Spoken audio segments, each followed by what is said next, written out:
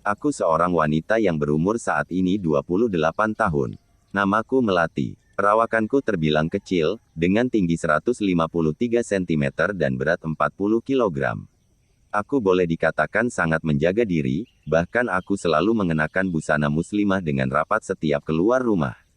Itulah sebabnya kulitku selalu kelihatan putih terawat, meskipun aku tidak pernah melakukan perawatan diri ke salon kecantikan.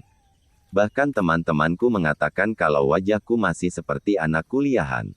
Aku tinggal di dekat lingkungan pesantren di kota Jepara.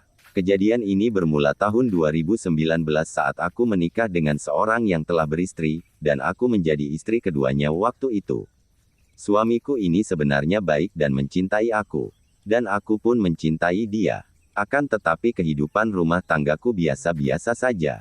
Hal itu terjadi mungkin karena pernikahanku sejak awal tidak atas izin istri pertamanya. Sehingga perjalanan rumah tanggaku banyak terjadi permasalahan dikarenakan hal itu. Suamiku pun pada akhirnya dihadapkan pada pilihan yang sulit, sehingga tidak bisa berlaku adil kepada istri-istrinya. Bahkan buat diriku sangat jarang dia bisa bermalam bahkan hanya untuk 1 malam saja. Pertemuanku dengan suami sangat terbatas, hanya pada siang hari saja, meskipun itu aku anggap cukup untuk merajut kemesraan bersamanya. Akan tetapi, lama-kelamaan aku jadi sering merasa kesepian.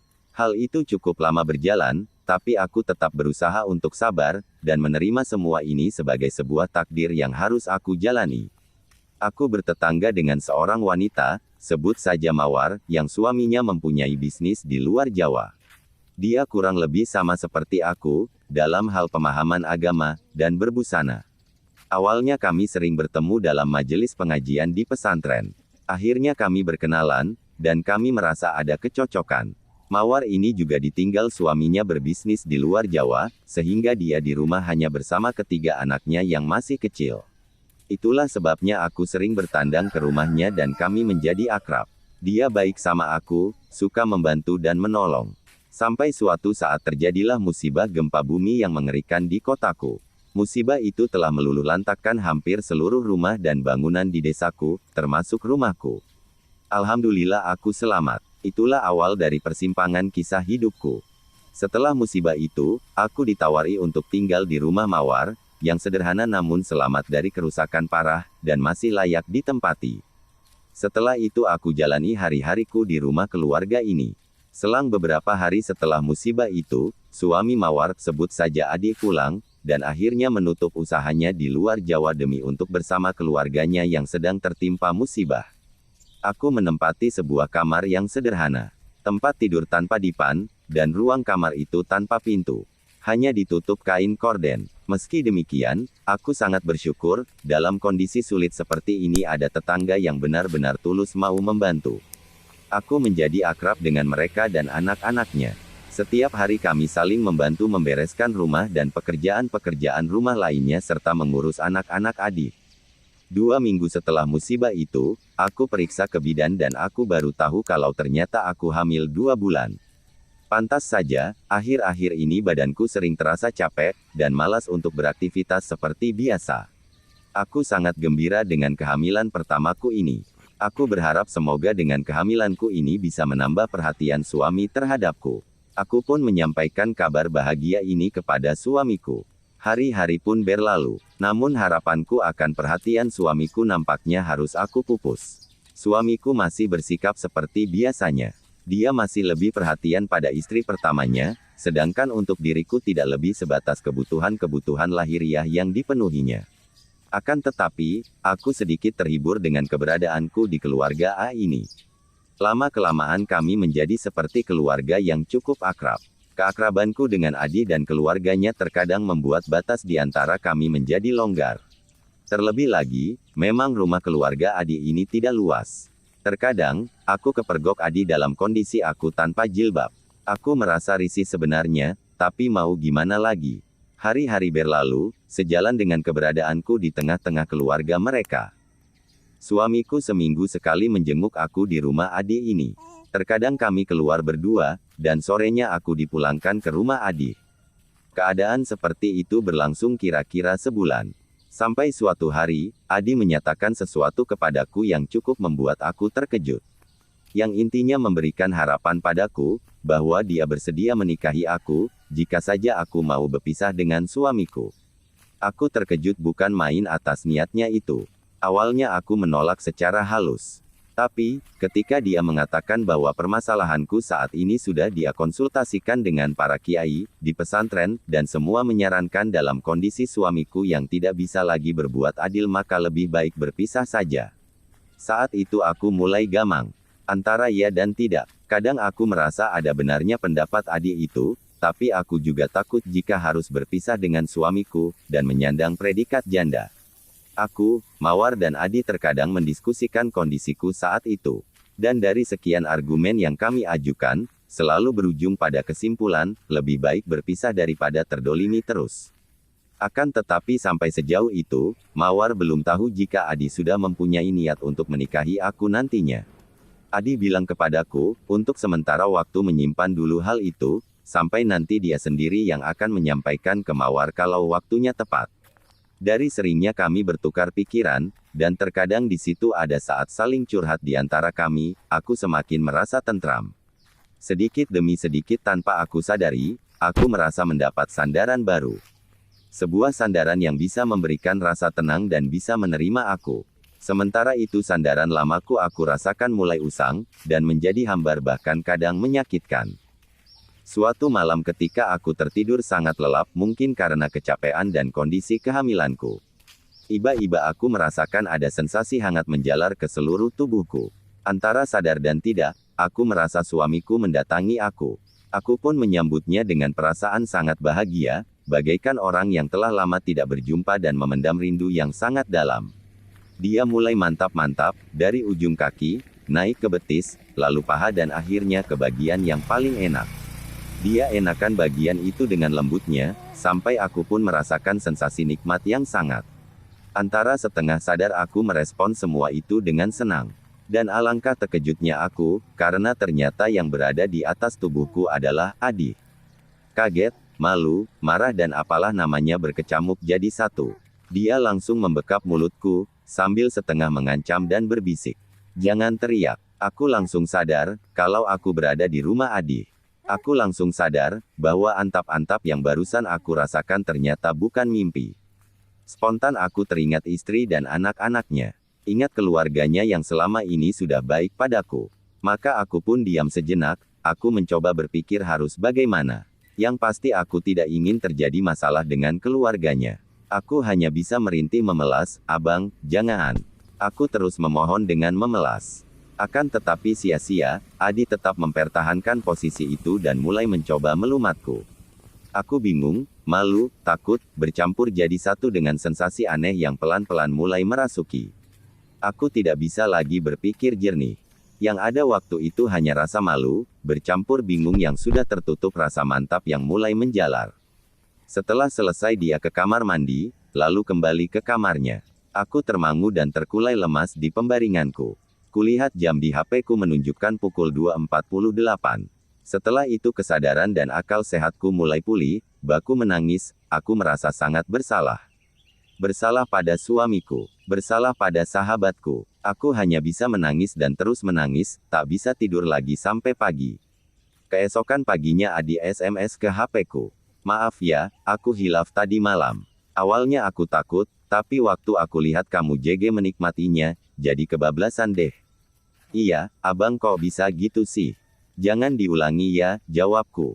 Aku termangu sendiri, berpikir mengapa itu bisa terjadi. Mengapa terjadi padaku? Dan parahnya lagi, mengapa aku semalam bisa menikmatinya? Aku mulai berpikir, apakah ini karena sebenarnya dalam alam bawah sadarku aku merindukan kehangatan dari suami? Ah, yang sudah terjadi biarlah berlalu, pikirku. Aku hanya takut kalau kejadian tadi malam diketahui istrinya. Mengingat Mawar hanya tidur di kamar yang bersebelahan dengan kamarku. Setelah malam itu hari-hari berlalu dan aku berusaha bersikap seperti tidak pernah terjadi apa-apa. Aku tidak ingin, istrinya tahu peristiwa malam itu. Begitu juga kepada suamiku, aku simpan rapat-rapat peristiwa malam itu. 2 minggu setelah peristiwa malam itu. Pagi-pagi, Adi pamit mau ikut gotong royong memperbaiki rumah warga yang rusak karena gempa. Memang waktu itu masih banyak rumah warga yang rusak dan kami di kampung itu menerapkan sistem gotong royong saling membantu untuk memperbaikinya. Meskipun bantuan dari masyarakat luar desa juga ada, akan tetapi kami selaku warga yang tinggal di desa itu merasa tidak bisa berpangku tangan. Setelah Adi pergi, istrinya juga pamit mengantar anak-anaknya sekolah. Anaknya yang paling tua kelas 2 SD, kedua TK dan yang ketiga belum sekolah. Sarana sekolah menjadi prioritas perbaikan di desa kami, mengingat warga tidak bisa membiarkan anak-anak mereka berlama-lama tidak sekolah. Jarak sekolah dari rumah Adi kurang lebih 15 menit dengan berjalan kaki. Jam 7.30 Mawar berangkat dan biasanya pulang sampai rumah sekitar jam 11.30 karena Mawar harus menunggu anaknya yang duduk di bangku TK. Setelah Mawar pergi, maka aku mengerjakan tugas-tugas di rumah mencuci baju dan bersih-bersih.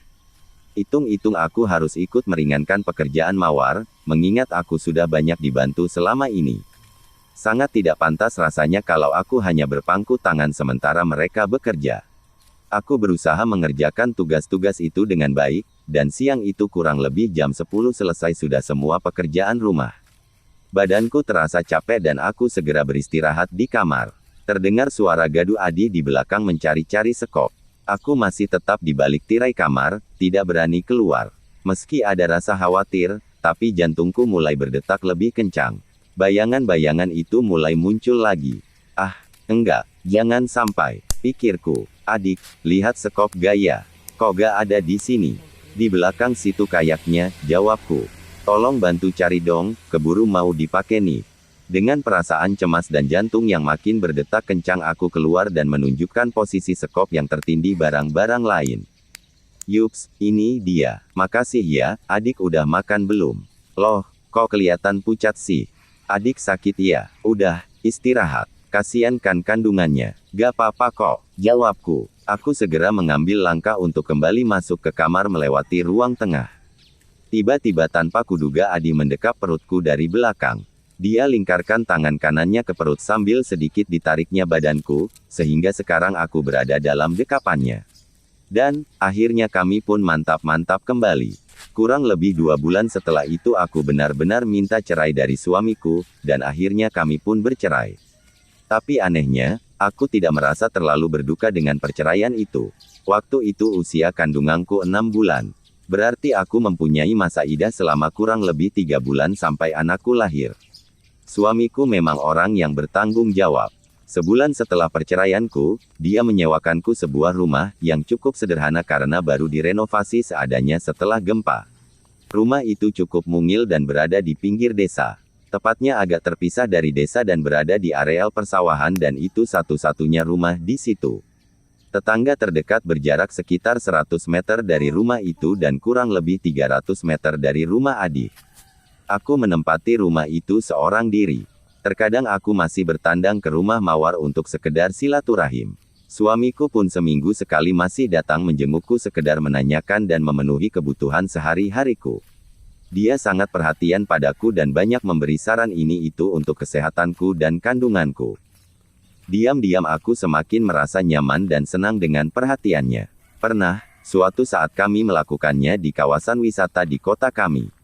Dengan alasan kepada istrinya ada urusan bisnis di Jakarta. Kami menginap selama 3 hari di kawasan pegunungan itu. Dengan penampilanku yang seperti ini, tidak ada orang yang curiga, apalagi aku dalam kondisi hamil yang mulai besar. Orang pasti mengira kami pasangan suami istri. Sebenarnya aku sadar bahwa aku telah melakukan dosa besar. Akan tetapi aku selalu tidak mampu menolak rayuan Adi dan aku selalu terjerumus lagi, dan lagi. Sampailah hari kelahiran anakku pada bulan Desember tahun 2021. Aku diantar suamiku ke rumah sakit untuk persalinan. Dia menunggui dan mendampingi aku sampai anaknya benar-benar lahir. Setelah kelahiran anakku, maka berakhirlah pula masa idahku, yang berarti aku benar-benar sudah lepas dari ikatan suamiku. Tidak berselang lama, Adi benar-benar menikahi aku setelah mendapat persetujuan dari istrinya. Akan tetapi, pernikahanku dengan Adi tidak bertahan lama, karena aku baru tahu sifat aslinya setelah aku menikah dengannya. Memang dalam hal antap-antap dia sangat mantap, akan tetapi tabiat aslinya yang amat kasar, itu baru muncul setelah menikah. Seringkali, hanya karena permasalahan kecil, aku harus menerima pukulan darinya. Belum lagi caci maki yang sering keluar dari mulutnya. Selama 3 bulan aku menikah dengannya, akhirnya aku tidak kuat dengan perlakuannya. Dan kembali aku minta cerai darinya. Akhirnya aku berpisah dengan Adi dalam kondisi aku hamil 1 bulan. Sekarang anakku dari Adi sudah berumur 3 tahun dan aku masih hidup menjanda bersama kedua anakku.